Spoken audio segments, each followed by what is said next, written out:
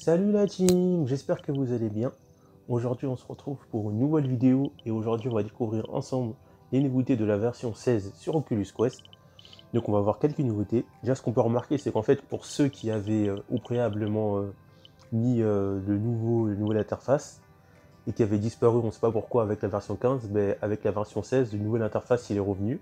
Donc pour ceux qui l'avaient activé avant, la nouvelle interface revient directement après la mise à jour de la version 16. Et pour ceux qui ne l'avaient pas activé, vous pouvez directement la réactiver en allant dans Paramètres, juste ici, Expérimentation, et remettre le nouveau menu général. Donc pour commencer, on va voir les nouveaux trucs simples, on va dire, de la version 16. Donc on va dire les petits changements, après on va vous montrer les grands changements. C'est que quand maintenant on va dans Groupe, et que on crée, enfin, on a choisi un événement, on a choisi de participer à un événement.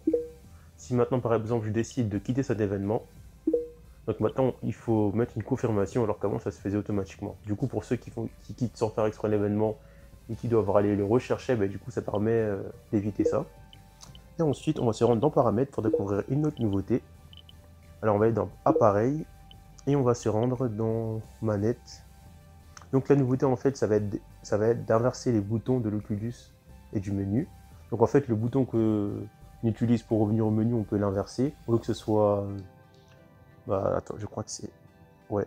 Le bouton qu'on utilise pour centrer la caméra et pour revenir au menu principal, au lieu que ça soit à droite, on peut le mettre à gauche en cliquant ici. Et ensuite, on va découvrir ensemble, on va dire l'atout majeur de la version 16 en fait, qui va être la réalité virtuelle mixte. Donc la réalité virtuelle en AR. En fait, ce qu'on va faire, c'est qu'on va se rendre dans Environnement virtuel. Et là, on va remarquer qu'on a un nouveau environnement qui est apparu avec la version 16 qui s'appelle Pastros. Je ne sais pas si mon anglais est bon. Et en cliquant dessus, enfin vous allez voir un écran noir, mais en fait ce que moi je vois en fait c'est que je vois l'environnement réel. Bien sûr c'est en noir et blanc, mais là je peux voir mon environnement réel. Et ce qui est assez impressionnant, c'est que là je suis dans mon environnement réel avec le menu Oculus Quest, le menu principal de Oculus Quest. Du coup ça fait assez bizarre, même si vous voyez du nord, mais moi là je vois que je suis dans la chambre de mes parents en train de faire cette vidéo pour vous présenter la version 16. Et le truc que je kiffe avec le fait de pouvoir mettre ça, c'est que par exemple, je peux regarder mes vidéos dans mon environnement réel, même si c'est en noir et blanc. Donc là, je peux lancer ça.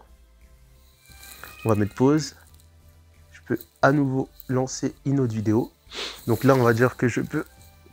Je sais pas moi, on va aller... Par contre, il y a des petits bugs, c'est ça qui est dommage. Il y a des petits bugs. Hop. Donc là, ce que je vais faire, c'est que je peux à la fois mettre une vidéo, regarder Disney Plus dans mon environnement réel. Après, le seul défaut, c'est que c'est en noir et blanc. Par exemple, je peux lancer cette vidéo. Et par exemple, si jamais je vois quelqu'un qui rentre, je peux le voir directement. Je peux même parler avec eux. Je peux à la fois suivre une discussion, je sais pas moi, avec des amis, en étant sur mon casque Oculus Quest. Et en regardant par exemple une vidéo YouTube comme là, je regarde Seven Deadly Sins, la saison 3. Après, j'ai remarqué que sur la version 16, il y a quelques bugs. Par exemple, si je décide de mettre l'écran en grand écran, en grand écran, ça va prendre un peu de temps. Du coup, là, je vais attendre un petit peu que le grand écran apparaît. Mais vraiment, l'avantage de la version 16, en fait, c'est vraiment la réalité mixte.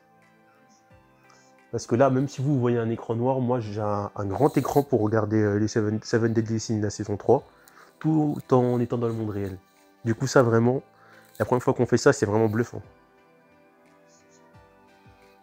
Donc après, si je reviens en arrière, et le truc vraiment, le kiff, c'est que là, je suis dans mon environnement réel, même si c'est en noir et blanc, avec 3 écrans. C'est-à-dire qu'en fait, ça peut me permettre, comme je vous l'ai dit tout à l'heure, de dialoguer avec le monde extérieur en les voyant, tout en faisant mon activité sur l'Oculus Quest. Et ce truc aussi qui est bien aussi, que j'ai remarqué aussi, c'est que quand on se rend dans ton web, par exemple, je sais pas, et qu'on lance une vidéo immersive, donc là, je vais lancer une vidéo immersive. Donc là, j'ai décidé de mettre ça. On est vraiment plongé dans le truc. Et quand par exemple je quitte ça, hop, les trucs qui est bizarre, c'est que je suis directement dans le monde réel, alors que d'habitude je suis dans le monde de la réalité virtuelle de Oculus Quest en fonction du monde que je mets en décidant dans les paramètres, et là je reviens dans le monde réel, du coup ça fait un peu bizarre. Du coup, voilà. Après, il y a une petite nouveauté qui n'est pas forcément très intéressante, mais on va la découvrir ensemble. Donc, on va aller dans... Ah oui, c'est ça que je ne vous ai pas parlé. Enfin, les stockages, ça peut changer. Maintenant, on a les applications, on peut supprimer, désinstaller des environnements virtuels. Enfin, on a accès à peu près à tout. Images, téléchargement, sources inconnues. Et le petit truc en plus que j'ai oublié de parler, c'est dans environnement application. Ah non, c'est dans Guardian. En fait, on peut définir la largeur. On va dire pour la largeur qu'on attend. On va réinitialiser pour vous montrer. Non, je ne vais pas vous montrer. En fait, on peut définir en fait la profondeur lorsqu'on crée le Guardian. On va dire avec ses mains. Donc là, je vais essayer de voir si en AR je peux utiliser mes mains. Donc là, on voit que ça marche pas. On va mettre ici, je cache les manettes derrière. Enfin, j'avais... Ah, voilà. En plus, l'avantage, c'est que je peux même utiliser mes mains en AR. Ça veut dire, par exemple, que je peux cliquer ici. Non, mais j'ai beaucoup de mal à cliquer, moi, sur les trucs. Voilà. Ah. Donc là, ce que je vais faire, c'est que je vais me rendre sur navigation. Et l'avantage, c'est que dans la réalité virtuelle, j'ai mes mains. Enfin, quand j'utilise mes mains, par exemple, pour naviguer dessus, elles disparaissent, même si je suis en réalité mixte. Ça me permet en gros de pouvoir bouger, mettre play. Et même avec, c'est-à-dire qu'en gros, il a vraiment l'avantage de mettre... par contre, pour mettre pause, c'est la galère. Vraiment, l'avantage de mettre la réalité mixte en menu principal, c'est de pouvoir utiliser ses mains tout en regardant, par exemple, je sais pas moi, un épisode, une série. On va reprendre les manettes. En regardant une série tout en dialoguant. Donc pour moi, on va dire, l'atout majeur de la version 16, c'est vraiment la réalité mixte. C'est vraiment ça, sinon... Après, il y a beaucoup de personnes qui disent qu'ils ont beaucoup de bugs. Du coup, si vous hésitez, moi je vous conseille d'attendre une mise à jour 17 qui va corriger les bugs. Moi, personnellement, je n'ai pas vraiment.